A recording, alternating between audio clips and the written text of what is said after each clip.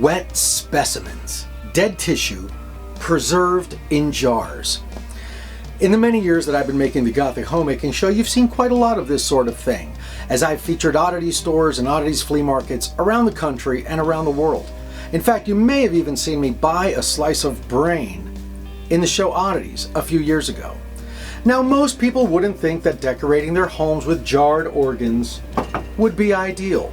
But as it happens, there are people in our midst who have morbid sensibilities, or a curious mind, or perhaps a fascination with science, and to them, it is exactly what they'd like to do.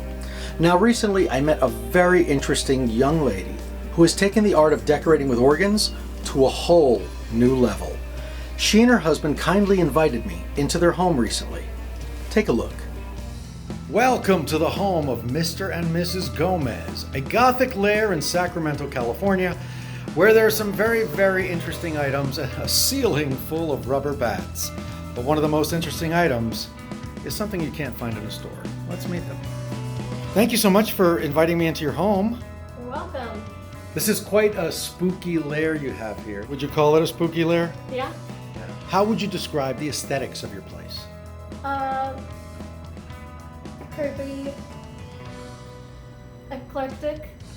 Yeah, I guess. Eclectic, unfortunate, spooky, and discomforting to some people. Discomforting for some people.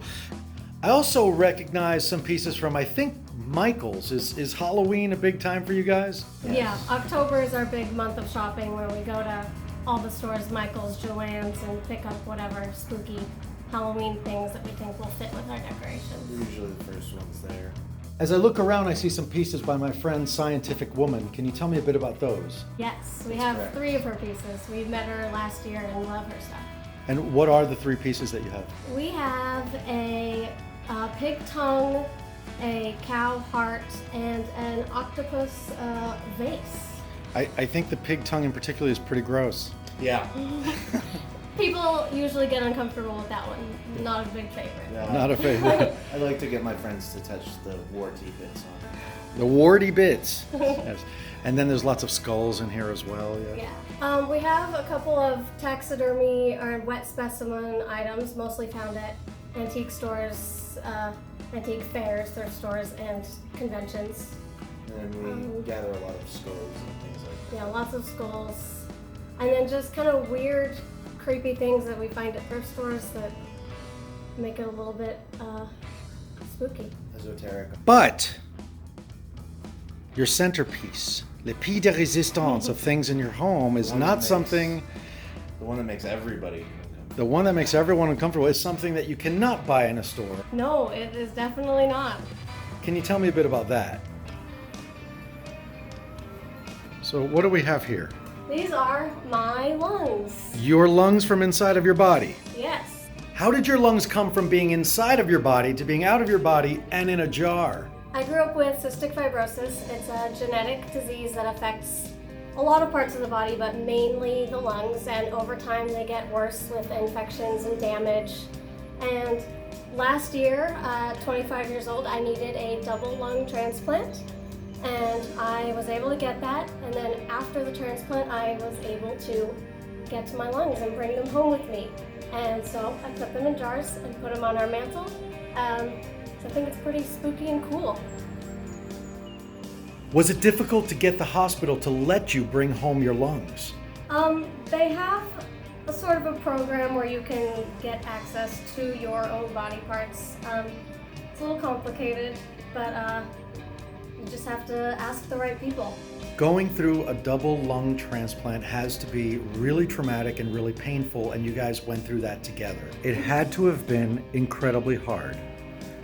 Yes, physically and emotionally hard for me. Definitely emotionally hard on our relationship, but Eric was extremely supportive and wouldn't have been able to go through it without him. And then my next observation really is that a lot of people would think of this as a reminder of that terrible time that they had to go through. Why is it that for you this isn't a horrible reminder, but rather something you'd like to celebrate? Well, I went through a lot, and I like to keep that reminder of how much I did go through. And also, I don't know of anyone else who has their own body parts in their house, and I like to be different. And you don't get much more different than having your own body parts at home. It's like taking a medal home.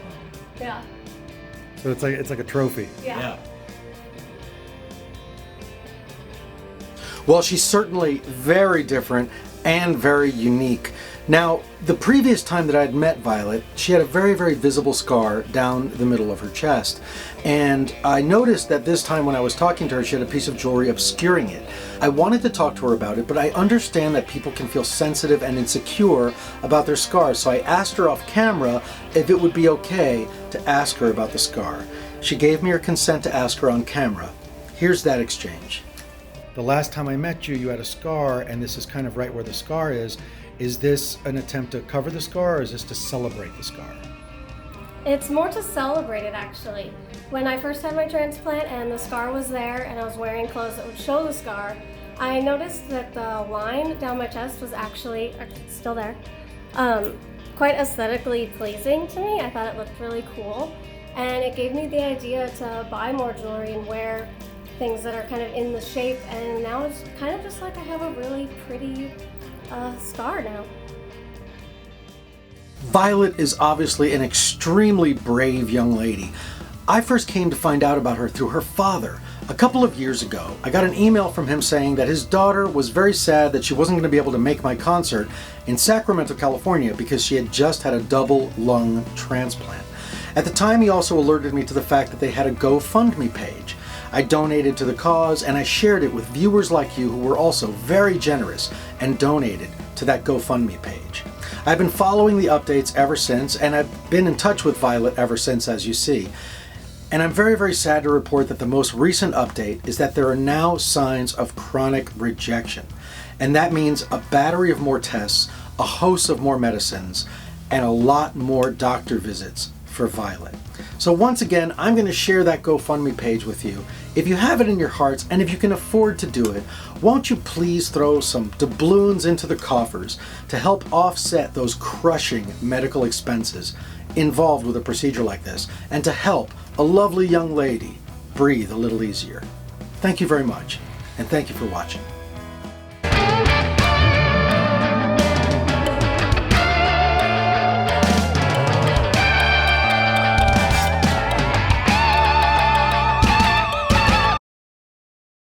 What is happening here? She wants to go with you. There is nothing inside my bag for you, little cat. She does that.